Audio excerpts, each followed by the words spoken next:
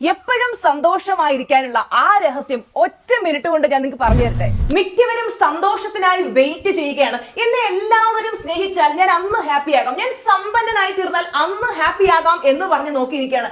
Actually happiness is not a destination, it's a choice.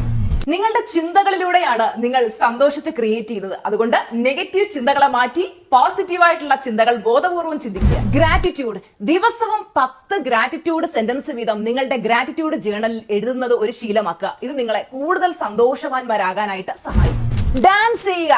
ദിവസവും dance ചെയ്യുന്നത് വഴി, അതുപോലെ എക്സസൈസ് ചെയ്യുന്നത് വഴി നമ്മുടെ ഹാപ്പിനെസ് ബൂസ്റ്റ് ചെയ്യും. Cut off negativity, unfollow toxic people, അതുപോലെ തന്നെ നിങ്ങളുടെ സമാധാനം കെടുത്തുന്ന കാര്യങ്ങളിൽ നിന്നൊക്കെ ഒഴിഞ്ഞു നിൽക്കുക.